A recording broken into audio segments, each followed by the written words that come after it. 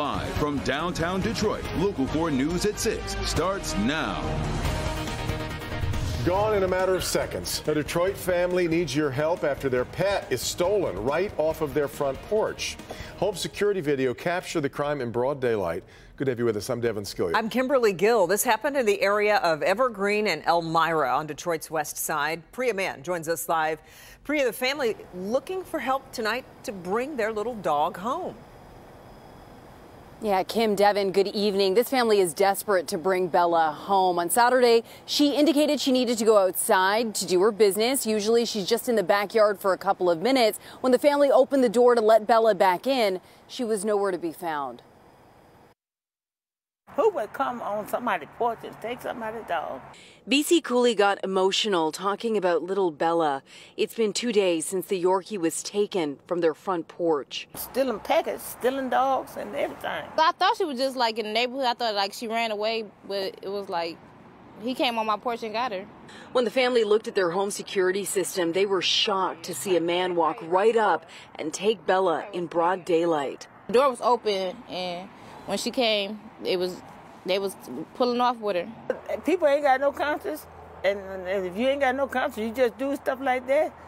It was just like devastating because who steal people's dogs? And then you gonna come on the porch and the camera right there, the stealer. Bella is around 5 years old. She was stolen Saturday afternoon from a neighborhood near the Lodge in Wyoming. She probably scared and heartbroken because she ain't used to not being home. She was sweet. She let you know when somebody at the door. Whoever it is, she's somewhere crying. If you see her, just bring her back. Like, just drop her off, just bring her back. Yeah, the family says no questions asked. They got really emotional thinking about what Bella is going through right now. I asked them about the video. They said they didn't recognize that vehicle or that man. They're asking for your help. Anyone with information is asked to call Detroit Police. Reporting live tonight, I'm Priya Mann, Local 4. That's awful. Okay, Priya, thanks.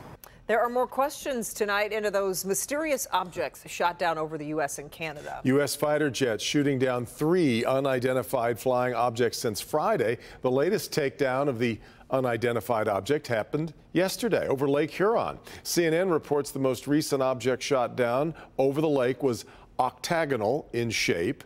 All 3 objects look different, though, according to 2 U.S. officials. One official says they were approximately the same size. Victor Williams has been following this story since this broke yesterday afternoon, and he's live now with reaction from state lawmakers. Victor. Yes, Devin, the speculation is all over the place, but lawmakers are making sure that they focus all their efforts on keeping us safe right here on the ground. I do not think this was a UFO. I have zero reason to believe that, and in general don't believe too much in those conspiracy theories. Theories have been running wild as to who or what's behind the multiple unidentified objects being shot down in the last few days. So much so that state leaders like Representative Elisa Slotkin and Senator Gary Peters have had to remind people that we still have no idea what the objects are. We're still not sure exactly what it was, who owned it, what its operation was. That's going to be determined once the debris field has been accessed. Most of the debris from the leftover object shot down over Lake Huron is currently being extracted and examined. White House security spokesperson John Kirby says it differs from the Chinese spy balloon shot down on February the 4th, flying significantly lower on top of more. These objects were not being maneuvered. They did not appear to have any self-propulsion. So the likely hypothesis is that they were being moved by the prevailing winds. Canadian Prime Minister Justin Trudeau says he's seen some type of pattern in these objects shot down, but White House officials could not elaborate. At least they're saying at this point in time the objects are not dangerous. We do not assess that these most recent objects posed any direct threat to people on the ground, and we are laser focused on confirming their nature and purpose, including through intensive efforts to collect debris in the remote locations where they have fallen. Of course, we'll be keeping an eye on this entire situation.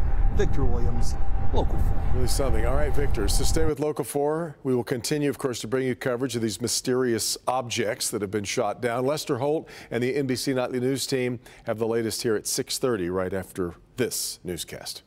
Investigators believe renovations inside a basement led to a gas explosion in Melvindale. Firefighters got the call about 11:15 Sunday night to a home on Wood Street near I-94. We're told work was being done to a water heater when the explosion happened. A 52-year-old man and a 1-year-old boy were inside. They have minor burns and are expected to be okay.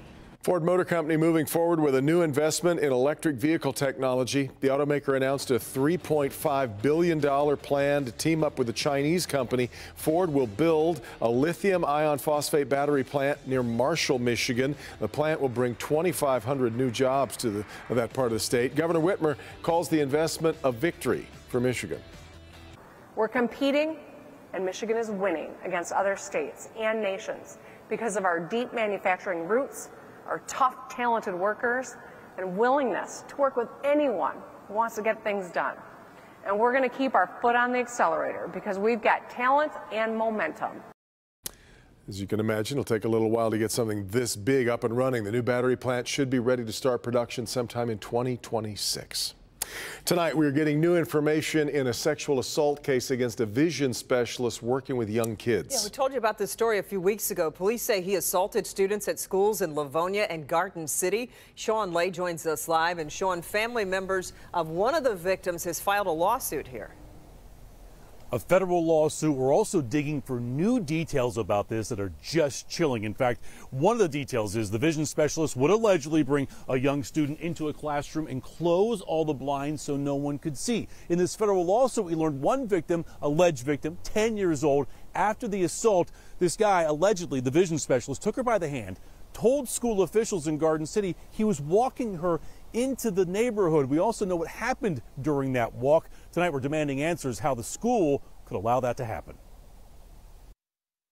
43-year-old teacher James Baird of Plymouth was a vision specialist working with Livonia Public Schools and Garden City Public Schools. He's charged with multiple counts of criminal sexual conduct. The allegations that at school he sexually assaulted young kids he was doing vision tests on. Now one family has filed a federal lawsuit against Baird, Livonia, and Garden City Schools. The victim, 10 years old, visually impaired, and had just moved here with her family from Iraq in search of the American dream.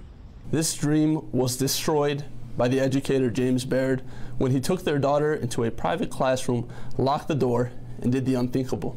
Family attorney Abdullah Mogni's complaint now exposing new horrific details, alleging that in 2019, once the 10-year-old was alone with Baird in a classroom at Garden City's Douglas Elementary, he allegedly covered the windows, blindfolded her, exposed himself, forcing the child to touch him. Then the suit alleges that school officials allegedly allowed Baird to take that girl out of school and walk her into the neighborhood where she was threatened. So when Baird had taken her off campus, 3 neighborhoods down from the school, while holding her hand, he stopped her and he let her know, if you ever tell a soul about what happened in that room, you will be punished. She feared for her life, and she never told a soul. Back here live, even if school officials didn't know an alleged sexual assault had taken place behind closed doors, we're asking tonight, Derek Fisher, the superintendent of schools of Garden City Public Schools, how would it be okay for someone, a vision specialist, to take a girl by the hand and walk her into a neighborhood during school? The superintendent tells me, quote, please know, as soon as an allegation was made against the contracted special education consultant, he was never again allowed to work with students in our district, and he had no further contact with students in Garden City Public Schools. He couldn't address specifically our questions because of the pending litigation. Kimberly Devin, one more note here. This 10-year-old moved to a different school district, didn't say a word about this apparently. Her family attorney says it was time for another vision test at another school. She said absolutely not, and then revealed what happened. So the attorney this morning, today, is saying she's a hero for bringing new details to light. Back to you. So brave for coming forward. All right, That's Sean, right. We appreciate it.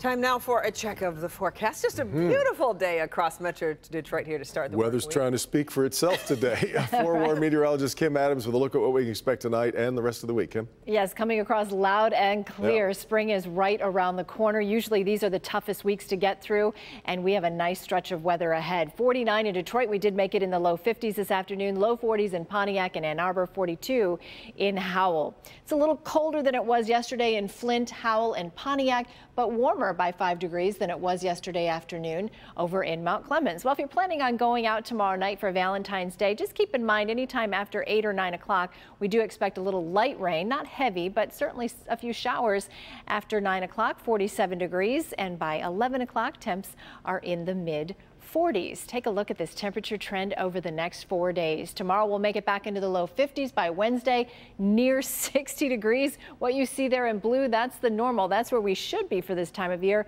and we are well above it. Thursday's high 49, but then looks what happens on Friday. We go back down into the low 30s. Is that the trend beyond that? I'll talk about it more in the forecast coming up. But first, one of the best ways to keep track of all the weather we have here in Metro Detroit, and especially the weather in your backyard, is to download our Forewarned Weather app. Go to your favorite app store, type in WDIV, and you can have interactive radar right in the palm of your hand. The Forewarned Weather app is free.